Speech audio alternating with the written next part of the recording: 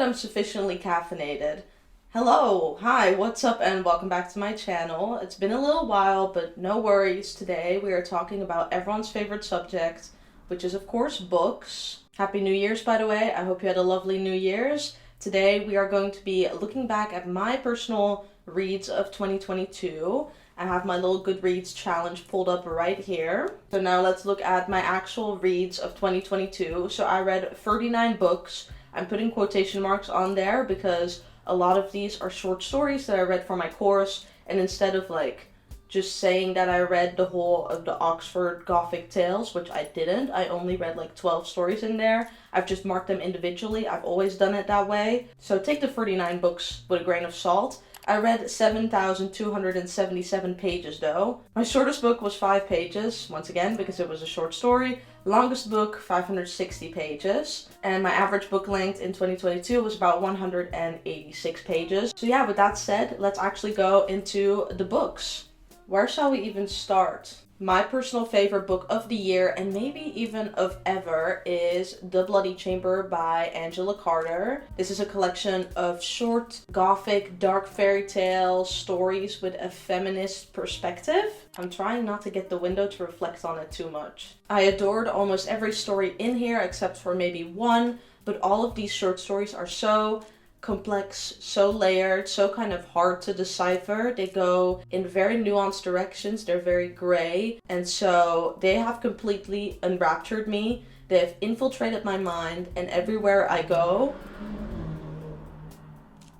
this book is the only thing I can think about. I read one of Angela Carter's short stories, which is in here, for my Gothic literature class that I took this year, and her writing style is just so her own. It's so unique. Some might call it purple prose, but I think that's a little bit iffy, because it's definitely ascending above that purple prose label that we often give to things that aren't terribly well written. Instead of saying it's purple prose, I would prefer to call it very, very, very visual writing. It's a little on the nose sometimes. You get lines like she herself is a haunted house, which definitely does spell it out for you, but at the same time the descriptions of the places, of the characters, of the symbolism, it is so rich and sumptuous and just overwhelming at times. This is the book version of a Persian rug, all the little threads, all the overwhelming colors, the softness of it all, the beautiful craftsmanship that goes into it.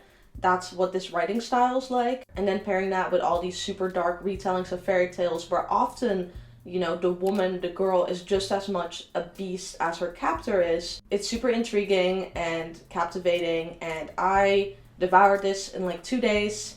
And now it's all I think about. Moving on. I kind of regret talking about The Bloody Chamber so soon. That was the climax of my excitement for a book. Although a lot of these are very strong contenders. Starting off with a short story, because I'm a big filthy dirty cheater and you were expecting books. Haha, now there's a short story in here. I read a lot of short stories for my Gothic literature class that I took this year. As I already mentioned, I took it at the British Library and it was really, really interesting.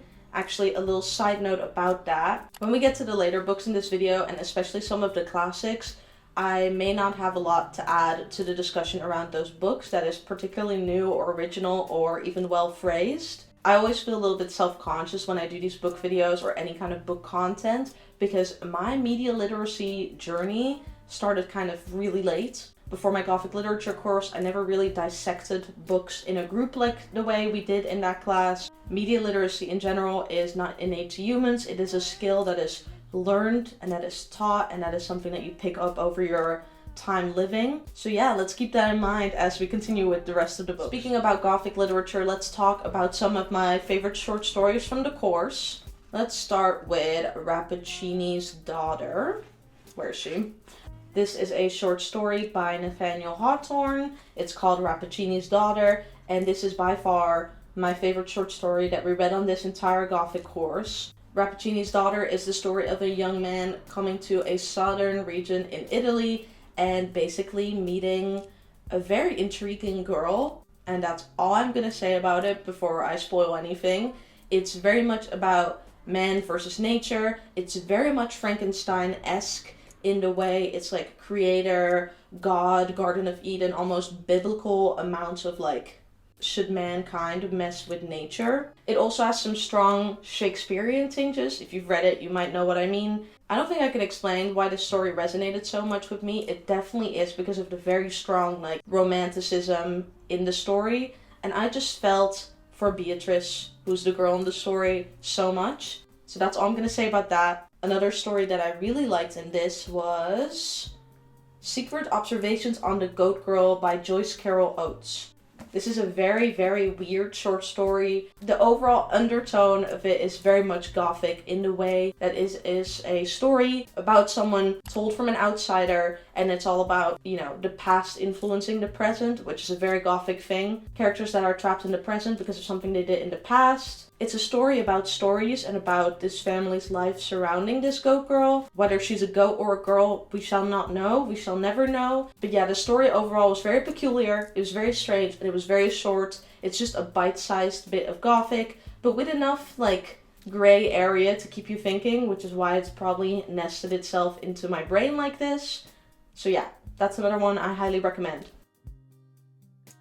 If you recall me being scared to read this because I had such high expectations for this, do not worry, those expectations were met and exceeded. This is one of those books where I obviously do not have, you know, a ton to add on the conversation, but one thing that struck me a lot about this, besides the beautiful language and the beautiful prose, is kind of the class issues of this book. It's interesting because when this first came out, a lot of revolutions were painted in this Frankenstein versus Frankenstein's monster kind of way, kind of painting the lower class as Frankenstein's monster revolting against the nobility, who is in this case Victor Frankenstein.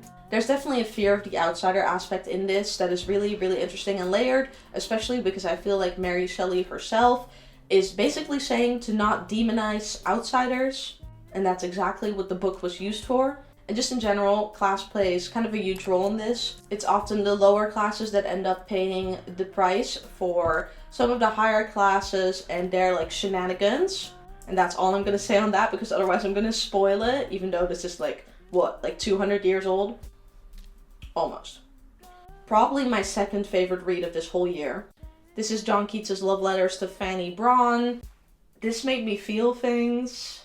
The romanticist in me absolutely melted at every single line in this book. I think I have so much underlined in this. This is a collection of absolutely stunning, sublime, heart-wrenching love letters that are so beautifully written, they will literally make you tear up. This was so good and so highly enjoyable. I literally am at a loss for words, so I'm just going to pick out some of my favorite lines. My love has made me selfish. I cannot exist without you. I am forgetful of everything but seeing you again.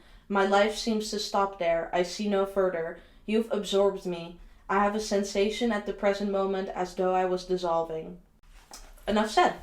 Skipping ahead to modern times, this is Eve Babitz's Slow Days, Fast Company. When I read this, this was my favorite book ever. Then it got overthrown by The Bloody Chamber, but it is still one of the best books I've read this year, and also one of the ones that I've recommended the most. I think this one is the most accessible because it's very glamorous. All of this is non-fiction writing by the legendary Eve Babitz, who passed away not this December but last December.